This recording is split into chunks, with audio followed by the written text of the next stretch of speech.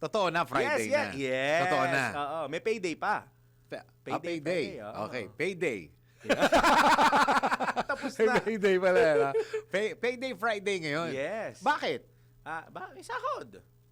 Kasi 14-15 na sa Saturday, weekend. Sunday. Yes. Oh. Mhm. Okay. Lalo kayo mawawala ng pera yung Sabado at Linggo. Oras mo natin sa buong Pilipinas. 7 minuto, makaraan ng alas 10 ng morning. Humanda na sa mga malalaking balita. Trending viral. Pinag-uusapan sa buong Pilipinas at buong mundo. Ronda Pilipinas Headlines. Narito na mga headlines sa Ronda Pilipinas. Ronda Pilipinas. Ayan na! Sa ika-4 na sunod na araw, ilan pang oil companies nagpatupad ng big time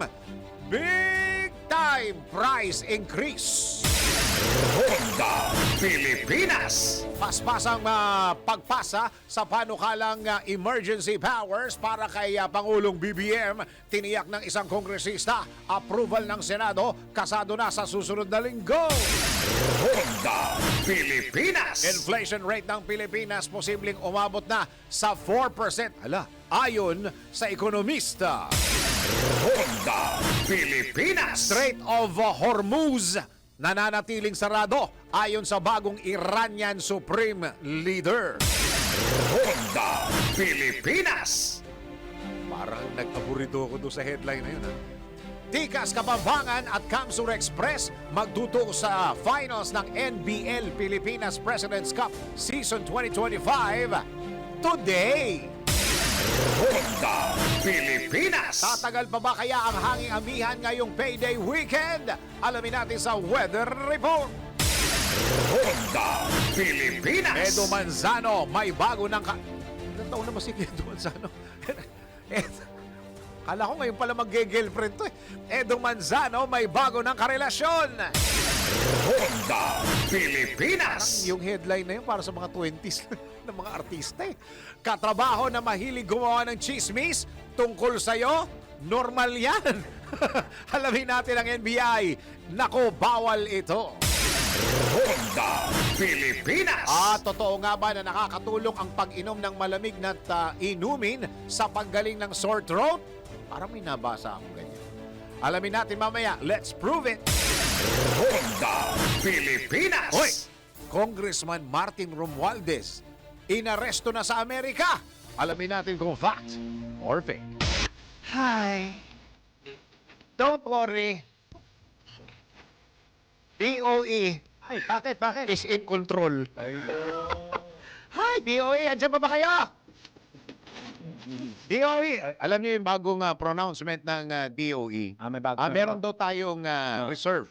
Reserve. Up to 50 days. 50 days. Oo. DOE, bakit may increase? Yun na nga. May reserve kayo hanggang 50 days. Bakit may increase? Diba? Sa totoo lang. Diba? Exactly.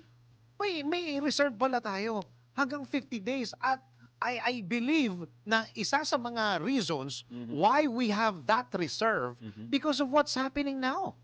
Diba? Because of the... Alam mo, yung explanation po kasi ninyo sa nabasa ko hindi ko mag-gets eh. Di ba? May reserve ka nga eh, di ba? May reserve sila na 50 days. Para yung reserve natin, gagawa ka ng paraan, ibig sabihin, gagawa ka ng paraan kung hindi ka makakuha sa Middle East, kukuha ka sa iba. Tama. That's the period of the 50 days. Yep.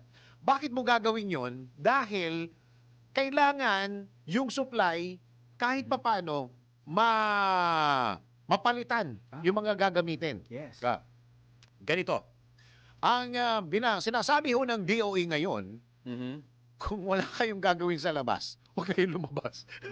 Parang wala na wala. Para yun na yun. Yun yung pinaka-ultimate na. Ang paalala po ng DOE. Yeah. Kung wala kayong gagawin sa labas, pues, Huwag kayong lumabas. huwag kayong lumabas. Ang paalala. Parang wala na eh. Di ba? Parang wala na. Yun nga ho yung tanong namin. 50 days reserve, bakit may fuel increase? Ang masakit pa, yung increase, grabe.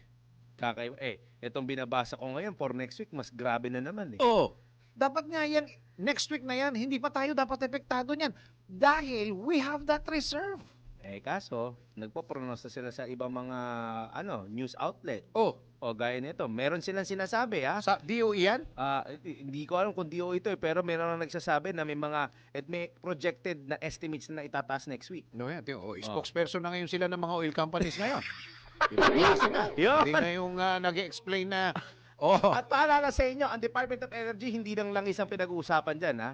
May kuryente pa. kuryente. Oh. Tapos Yung kuryente magsa-summer yata, hindi pa yata ngayon, hindi pa ganun ka, ganun ka grabe. Alam nyo, eto, meron hong nangyaring taping kahapon. Taping ho ng Walang Bulahan. Yes. Sila Benji Benji Paras at saka sila Ronnie Magsano. Ang guest nila dyan si, Yeah. ano pa nun? Scotty. Bata? Scotty Thompson. Scotty Thompson. At saka si RJ Abarientos. RJ Abarientos. Pamangkin ni Meron nung kaibigan doon na pwede ba sabihin yung ano? Pwede ba sabihin ano yung Sige. anong tawag doon? Ano ta? Basta yung restaurant nila may pangalan Buffalo. Okay. Okay. So tinanong ko. Sabi ko, kasi yun yung may-ari.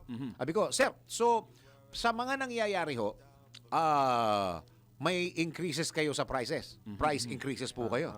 Dahil nangyayari ito. Alam mo, sabi niya, ay, Sir Dennis, meron ho kaming naka-reserve na mga manok eh. May naka-reserve kami ng mga manok. Ibig sabihin, itong mga manok na ito ang gagamitin namin in the coming months. Ibig sabihin, walang increase. Okay. Yun yung sinasabi ko na reserve. Kaya nga, sabi ko, so may increase po ba? Sabi niya, very minimal na siguro kasi yung mga delivery lang. Very minimal. Yes. Kasi ang pinaka-main product namin, the chicken. Okay. Wala kaming price increase sa chicken. Why? Kasi naka-reserve kami. Tama. Hindi kami masyadong apektado nung mga parating na mga manok dahil manggagaling pa sa mga probinsya. Yeah. Wala kaming ganon. Meron kaming inventory. So sa mga coming weeks, wala kaming price increase. Dahil nga, naka-reserve. Again, balikan natin ang DOE. Okay. Ang ibig sabihin, ang malinaw pa sa sikat na oras sinasabing hindi kami na problema dahil napaghandaan namin yan. Dahil may reserve kami. Yes. Tapos diba? ang sabi ng DOE, Ah. may reserve tayo after 50 days. Okay. Ay, ba't may increase? Ayun na nga. Okay, ang paalala ulit ng DOE, yung kanilang panawagan. Kung wala kayong gagawin sa labas, Ganyan. pues, Ah. huwag kayong lumabas. Yan. Ang paalalang ito ay hatid sa inyo ng... Ay, nako. Sakit sa ulo habang binabasa ko yung presyo. Ayoko nang basahin. Oh, sakit, no? 13 pesos Oh. para sa diesel. Oh. 15 pesos para sa gasolina. Oh. Ayan, no? Ay, my God. Alam mo, talaga makakapag-save lang talaga sa atin yung emergency powers ni Presidente. Na paspasan Oo, na. paspasan na. Yeah. Magandang araw, Pilipinas! Live na tayo sa DWIC News Nationwide. Live na rin po tayo sa DWIC News FM regional stations. And of course, sa Radyo Ronda. At sa lahat ng mga ginagawang radyo, kanila mga TV. Aliw Channel 23 at DWIC News TV. Magandang araw, Pilipinas. Ako ang iyong magiging tagapagbalita. Kasama si Daryl. Ako si Dennis. Dennis Antenor Jr. Ronda Pilipinas.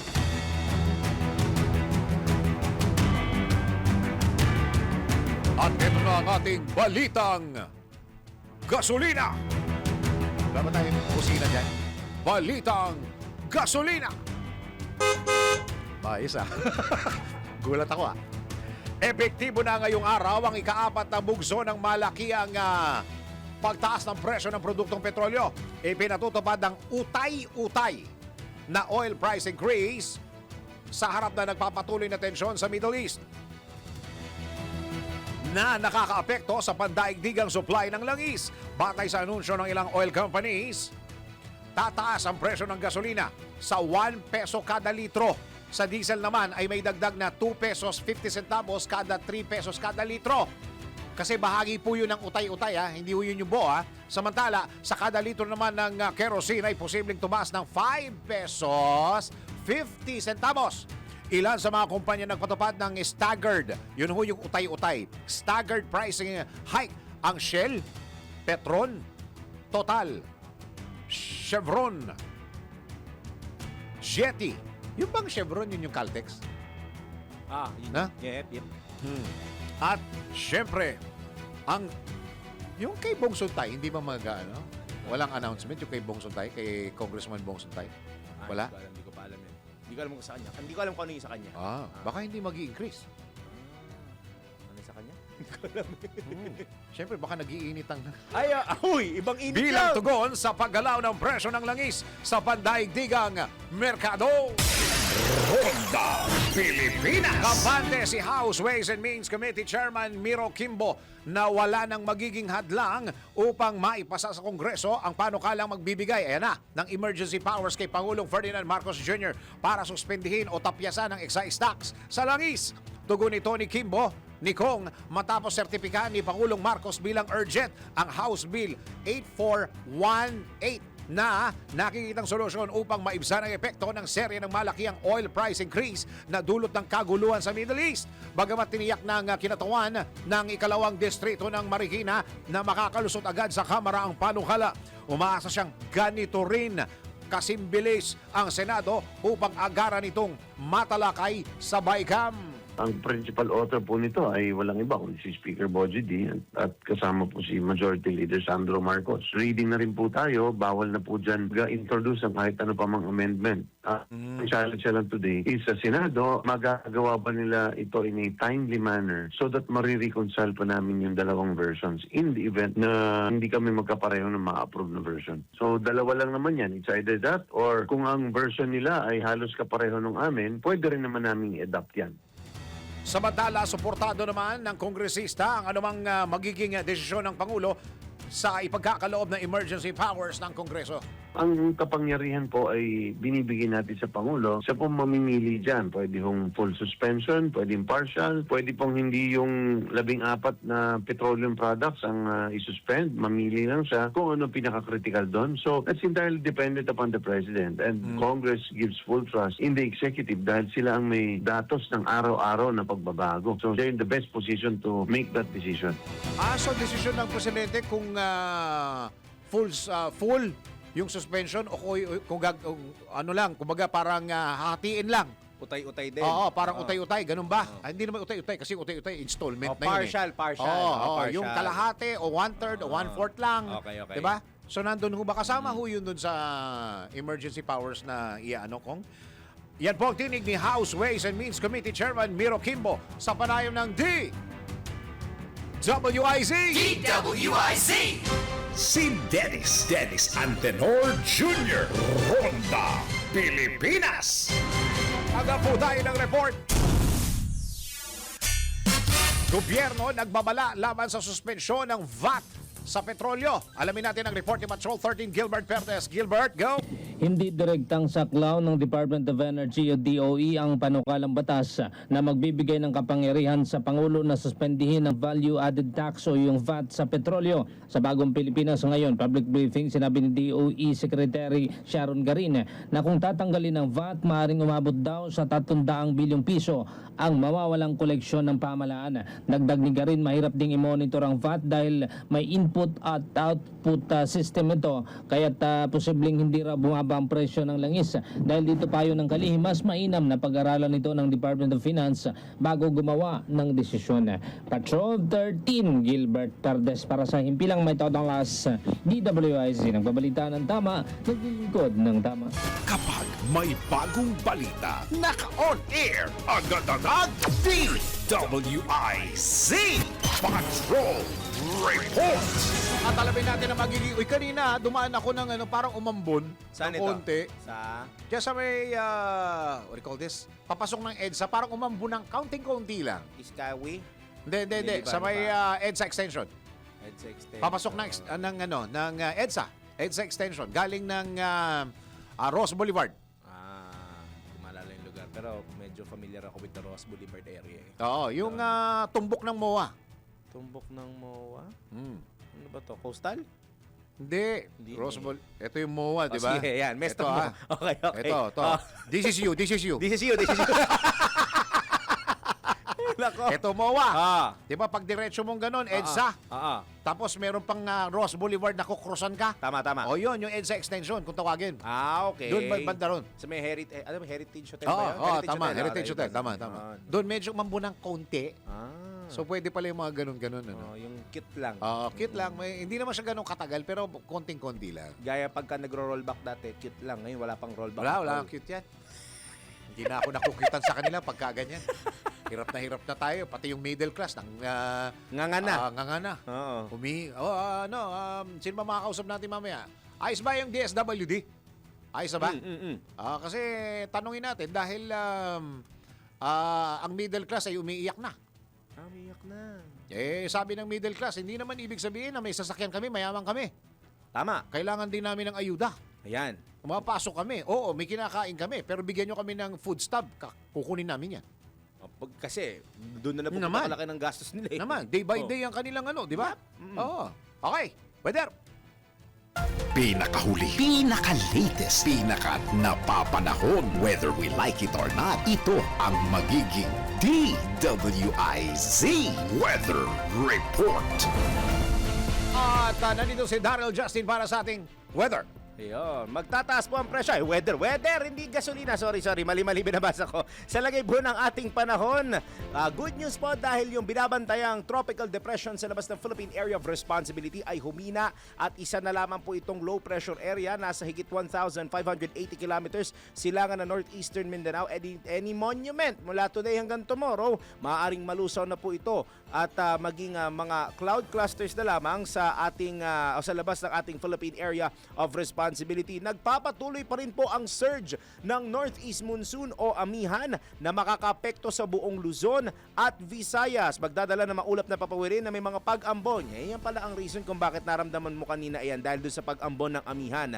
Cagayan Valley, Apayao, Kalinga, Mountain Province, Ifugao, Aurora, Quezon, Camarines Norte, Camarines Sur, Catanduanes, Metro Manila, the rest of Luzon, Visayas at ilang bahagi po ng Mindanao kagaya ng Caraga, Zamboanga Peninsula at Northern Mindanao. Habang ang nalalabing bahagi po ng Mindanao, makakaasa naman ng bahagyang maulap hanggang sa maulap na papawirin na may kalat-kalat na pagulan at may hinang mga pagkulog at pagkidlat.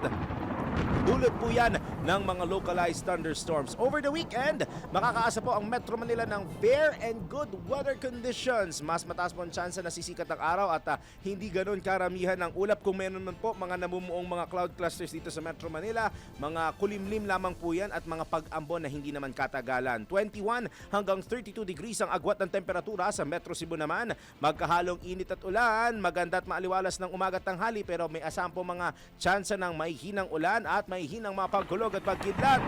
25 hanggang 30 degrees ang temperatura at sa Metro Davao magkahalintulad po ang weather conditions. Nagkaiba lang po ng bahagya sa temperatura sa 24 hanggang 31 degrees Celsius. Bukod sa nabanggit na LPA, wala namang ibang namomonitor na sama ng panahon na maaaring makapekto sa loob at labas ng ating area of responsibility. Kaya ma-enjoy po natin ang ating payday weekend ngayong Sabado at Linggo. Sa ating sunrise at sunset at napatunayan na namin ito paulit-ulit pa. Natulog po si Papa Jackson at tumilak ang manok. Alas 6:05 po yan ng umaga at gising na mamaya si Papa Jackson sa paglubog ng araw. May dala pang kabayo si Papa Jackson. Mahal gasolina eh. Kabayo na lang. Kabayo na lang, ipaparating dyan sa baba. Yung mga magdi-deliver daw ng mga fast food. Kabayo na lang daw. Oo, pagka tinignan mo sa app, your horse driver is on the way. Hindi na rider, horse Tapos driver. may dadaanan pa yung hindi nagtitrim ng mga damo. Ay, yun lang. Doon may daan yung kabayo. Na-recharge ka na. Napakain mo pa.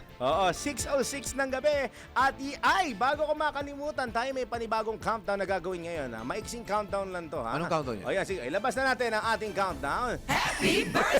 Bye kayo. Yan ang paalala. Ano ba? Yan ang maagang paalala.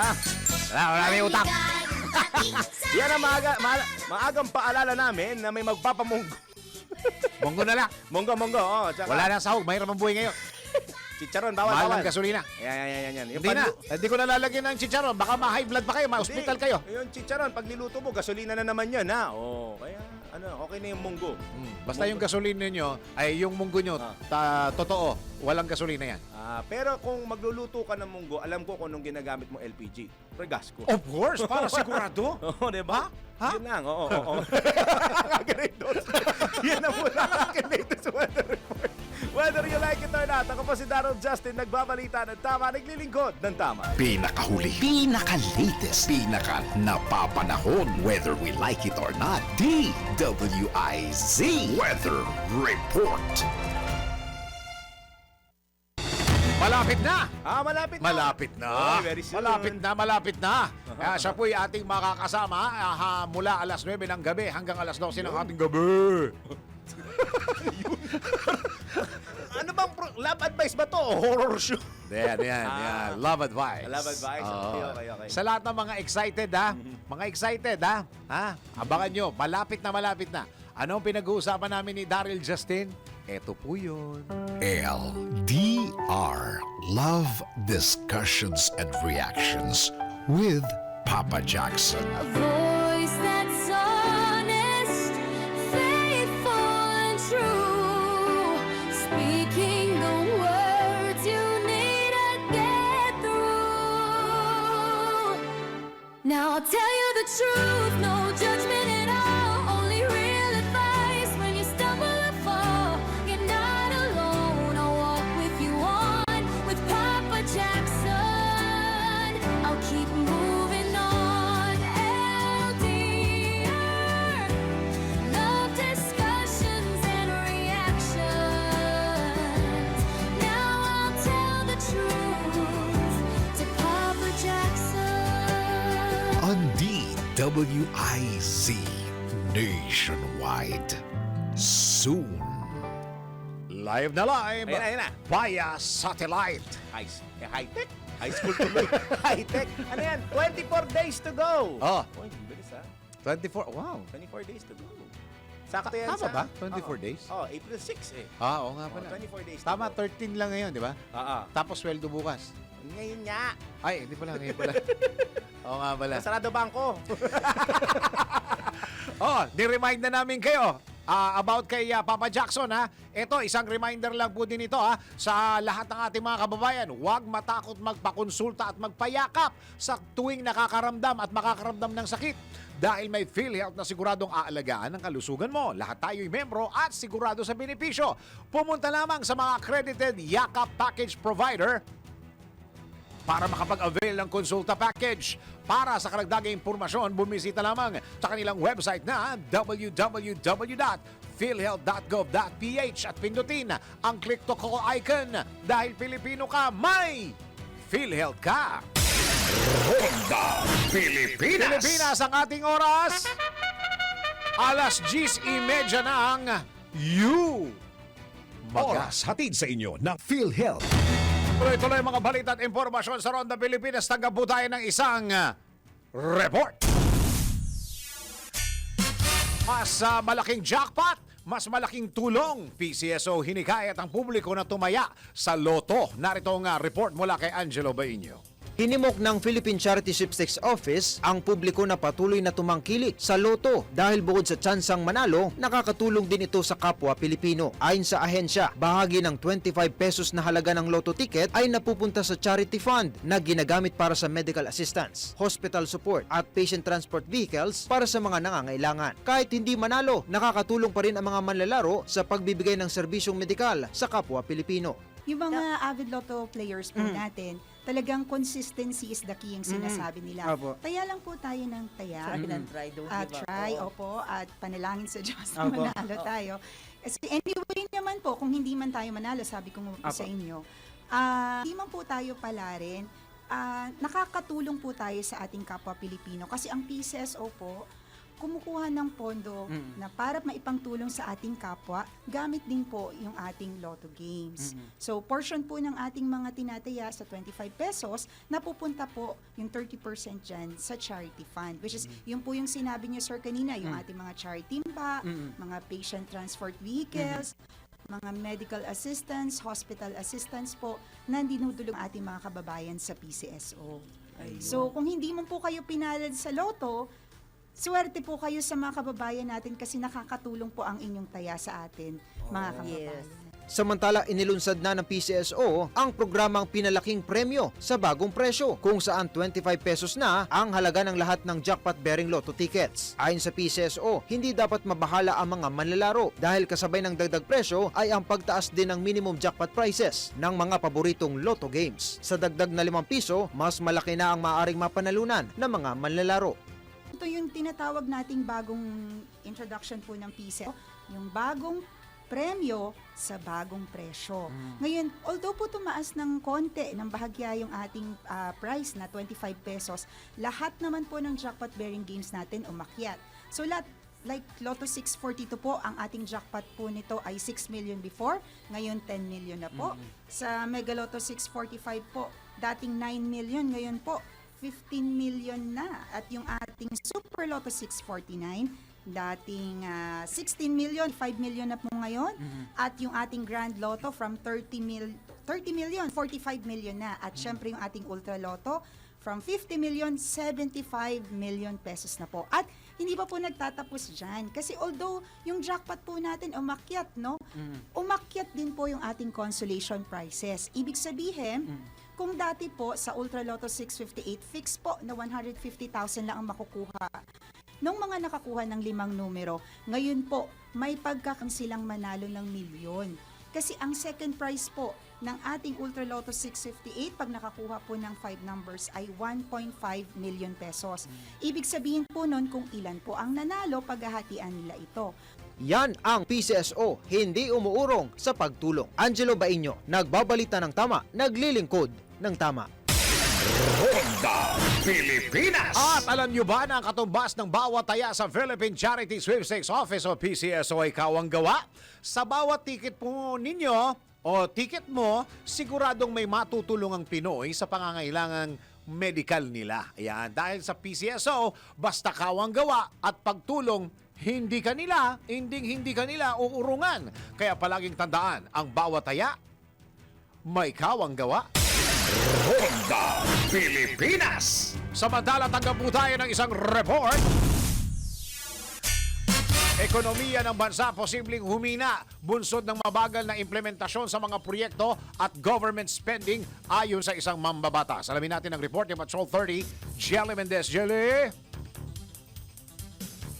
Nagbabala si SSS GSIS Pensionado Party List Representative Rolando Makasait na ang mabagal na implementasyon ng mga proyekto at government spending ay patuloy na magpapahina sa ekonomiya ng bansa.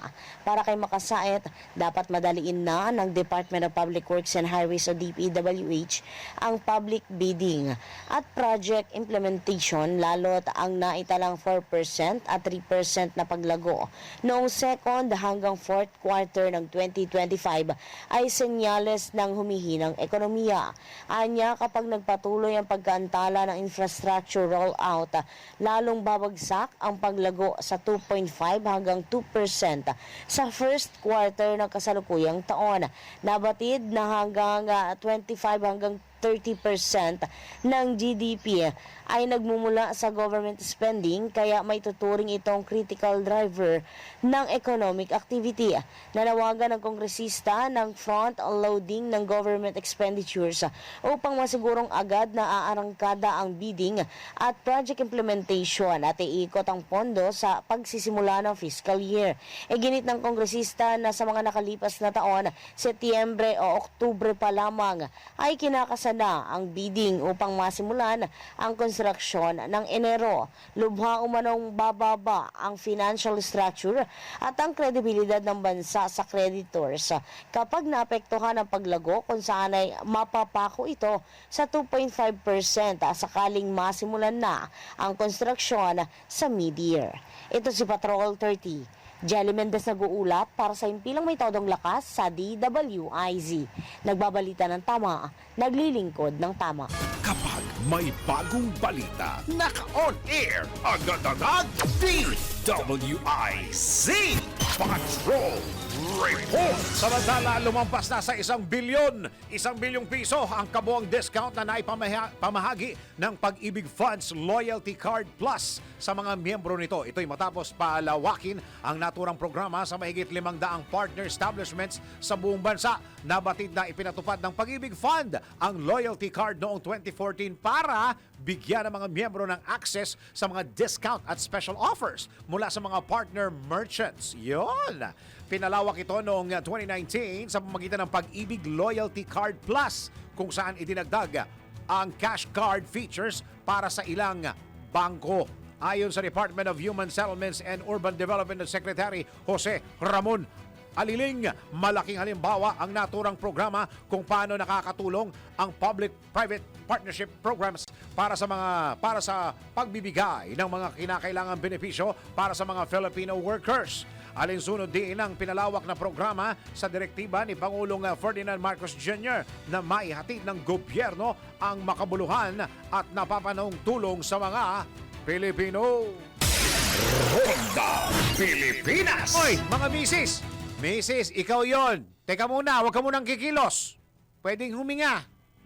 Huwag ka munang kikilos, ha? Doon sa mga magluluto, ha? Ng kanilang mga pananghalian para sa mga chikiting. Meron na bang ano ngayon? May mga nagbabakasyon na ba ngayon na mga kabataan? May mga estudyante? Nagbabakasyon na? Masarap dapat ang iluto mo, misis.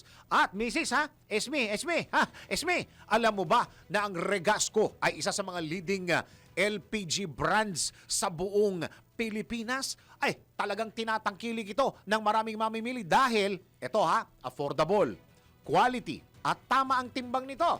Subukan mo na, Esme, at makakita kaagad ng pagkakaiba nito kumpara sa ibang brands dati na ginagamit mo.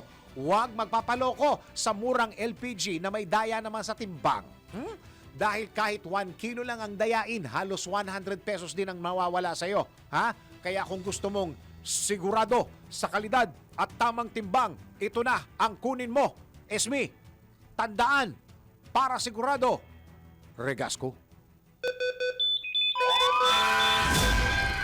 Para siguradong iwas sunog, narito ang ilang siguradong tips sa pagbili ng LPG.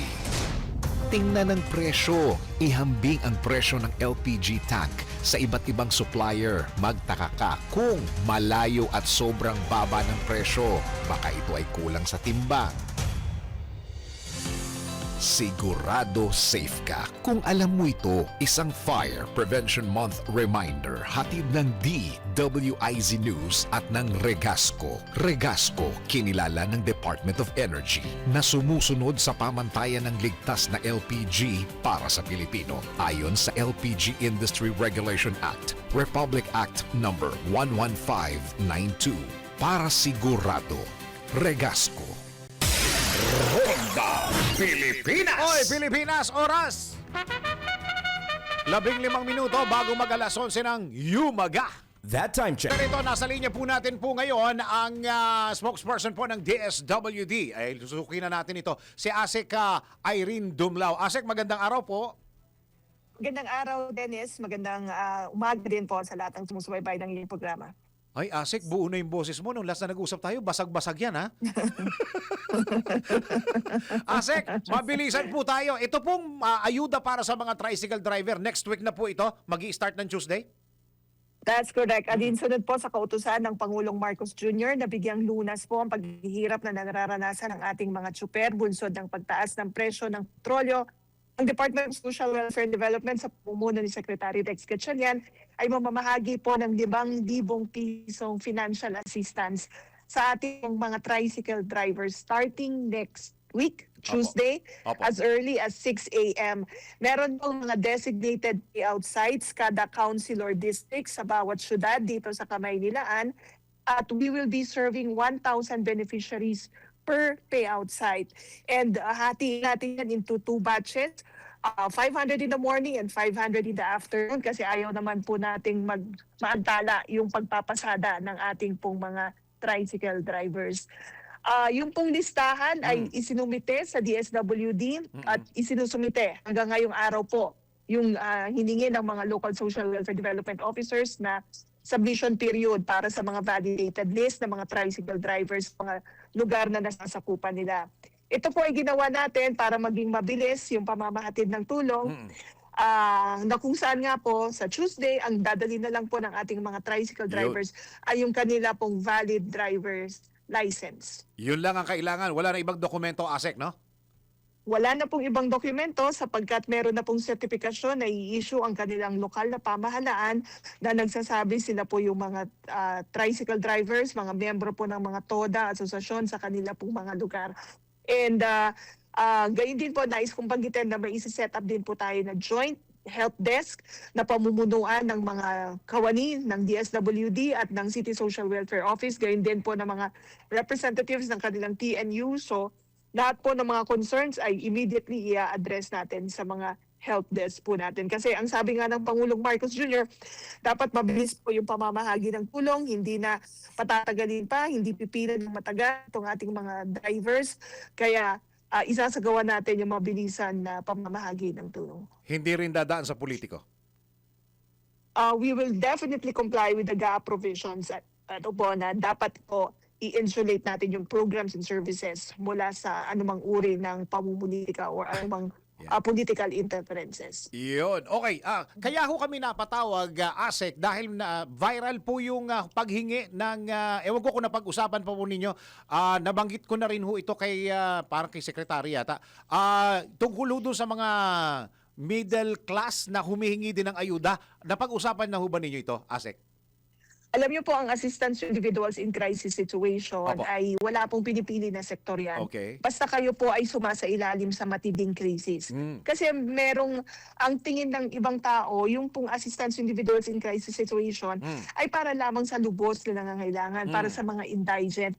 Hindi po, even if you're a middle income earner, kapag ikaw ay sumasailalim sa matinding krisis, halimbawa nagkasakit ka, member of the family, passed on, at talagang wala na kayong ibang mga resources na mapagkukunan, we consider you as in crisis. Kaya ina-assist po kayo under the assistance to individuals in crisis situation. Iyon. Okay, balikan ko lang ho yung ayuda sa mga tricycle driver. One time lang po ito, ASEC, ano? So far, yung po munang 5,000 piso ang ating pong ipapahatid sa pamamagitan ng AIX. But Dennis, we're closely looking at the situation kasi kung mag-escalate pa ito, lumala, we're ready naman po to provide additional intervention. Iyon. Okay. Ihabol ko kasi kahapon po nanawagan din ng na-interview ko po yung presidente po ng Laban TNVS na nananawagan.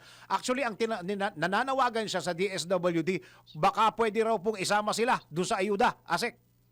Alam niyo po, mag-umpisa lang po muna kasi tayo sa tricycle drivers, pero lahat po ng mga ibang drivers ng mga jeepney, ng mga taxi, mga TNVS, mga utility vehicle drivers, isasama po natin dito sa pamamahagi natin ng tulong. Kasi nauunawaan po natin na sila ay talagang sumasailalim sa matinding krisis dahil sa pagtaas ng presyo ng petrolyo, yung pagtaas ay nakaka-apekto yan doon sa kanila pang araw-araw na kita.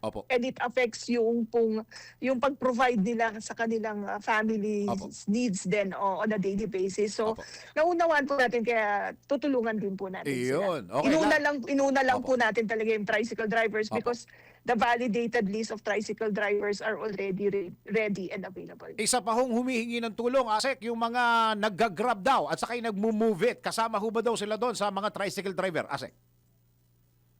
Yung pong mga sektor na yan, yung pong mga, sabi ko nga, yung mga other utility vehicle drivers, lahat naman po yan may isasama natin. Ang mahalaga lang talaga is kapag nakipag-coordinate tayo sa DOTR, makuha natin yung mga listahan ng mga drivers, ay naka-reflect po sila doon. Kasi hindi naman po sila mapasama doon sa mga yung mga ganyan, yung mga organisasyon kapag hindi po sila legitimo o hindi po kasi may mga may mga permit din silang sinisecure, di ba? Tama Bago po. sila makapagbiyahe. So we understand that there's a list of these drivers, kaya once na sila po ay napabilang doon, maisasama po natin na pababagitan. Iyon. Ang pinaka magandang balita ay kinukonsider at pinag-uusapan, ASEC. Yes, definitely. Oo, Sabi naman po natin lahat ng mga affected drivers ay masaserve natin o mabibigyan nga po ng financial assistance. Iyon. Yun lang talaga, inuna lang muna natin itong tricycle drivers kasi medyo malaki yung bilang ng mga tricycle drivers dito po sa Kamaynilaan. And then we're also looking at other areas na mataas din yung bilang ng mga tricycle drivers Yun. kasi pwedeng yun din po yung mga isunod natin. But ano po sunod na yan, we'll start next week. But everything else will follow after the tricycle drivers. Iyon. Maraming salamat po sa binigay niyong oras, ASEC, and give our regards to the Secretary po. Maraming salamat po. Maraming salamat. Magandang umaga po sa inyo. Spokesperson po ng DSWD si ASEC Irene Dumlao.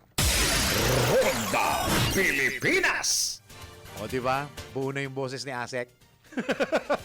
Sports news muna tayo. Tikas Kapampangan at Kamsur Express magtuto sa finals ng NBL Pilipinas President's Cup Season 2025 ngayong araw. Alamin natin ang balita mula kay Kim Gomez. Sa mundo ng palakasan, ang latest malalaman sa DWIZ Sports News. Maghaharap na sa finals ang Tikas Kapampangan sa Kamsur Express sa Game 1 ng NBL Pilipinas Season 2025 President's Cup. Ngayong araw, mamayang alas 5 ng hapon. Layunin ng Tikas Kapampangan na patunayan ang kanilang lakas bilang isa sa mga powerhouse team ng liga. Habang target naman ng Kamsur Express na makuha ang kauna-unahang kampyonato sa kasaysayan ng Kupunana. Nakasiguro ang Tikas Kapampangan sa finals matapos talunin ng Zambales Constructicons sa score na 136-117 noong Marso 6. Pinangunahan ni Genmar Bragais ang Kupunan sa kanyang double-double performance bilang best player of the game. Samantala, umabante sa championship round ang Kamsur Express matapos ang dikit na 90-89 panalo kontra Taguig City Generals noong Marso 8. Bida sa laban si Jerome Almario na nagpakawalan ng buzzer-beating 3 para selyuhan ang kanilang pagpasok sa finals. Mapapanood ng live ang Game 1 sa Aliw Channel 23 at sa official social media pages ng NBL Pilipinas. Para sa Sports News, Kim Gomez nagbabalita ng tama, naglilingkod ng tama. Arena Plus Sportsbook. Arena Plus. Gambling is for 21 years old and above only. Gambling can be addictive. Know when to stop. Ronda Pilipinas. Ito na ang latest, bagong-bago, fresh na fresh. DWIZ Showbiz News. Batang-bata at nagbibinatang Edo Manzano. May bago ng karelasyon. Alamin natin showbiz balita mula kay Anton. Para sa aking balitang showbiz, kinumpirma na veteranong aktor at TV host na si Edo Manzano ang kanyang relasyon kay Tech CEO Ann Coisha. Naunang umugong ang balita ng kanilang relasyon matapos silang makita magkasama sa prayer rally para sa ika-40 anibersaryo ng 1986 People Power Revolution noong Pebrero 25. Sa isang video na ibinahagi sa social media, ipinakilala ni Manzano si Coisha sa mga kasama at sinabing, "Oh, she's my life partner." Ngunit kinumpirma din ng dalawa ang kanilang relasyon. Nakumpirma din ang relasyon ng dalawa matapos silang makita magkasama sa kasal ng internet personality na si Franco Mabanta. Bago ito, nakarelasyon muna ni Edo ang aktres na si Cherry Pie Picache at bagamat nanatili pa rin sila magkaibigan matapos ang kanilang pag-iwalay noong 2023. At iyan aking balitang showbiz para sa impilang metodong lakas, DWIZ. Ako si Anton, nagbabalita ng tama, naglilingkod ng tama. Ronda Pilipinas. O baka magbo-birthday kayo tulad ko next week ha? At kailangan nyo ng spectacular party spread. MC Grazing Table offers curated tables that are edible masterpieces. Magbibigay ba sila sa birthday ko? Oh, okay. Salamat. Give your guests an unforgettable feast of flavors. Look for MC Grazing Table on Facebook or Viber 0960-844-8546. Ulitin natin, 0960-844-8546. Ronda Pilipinas. At bago tayo magpaalam, tayo muna magbasa ng isa sa mga naiwan pong messages ni Boss Edgard Cabangon. Health does not always come from medicine. Most of the time, it comes from peace of mind, peace in the heart, peace of soul. It comes from laughter and love. Think good, think God, thank God. At yan ang kabuuan ng mga balita at impormasyon sa Ronda Pilipinas. At tabayan ang susunod na programang Yes, Yes, Yo to Passion with Attorney Ferdy Topacio and Miss Juvie De Guzman. Attorney! Ako po ang inyong naging tagapagbalita. Ako si Dennis Antenor Jr. Nagbabalita ng tama, naglilingkod ng tama. Ronda Pilipinas.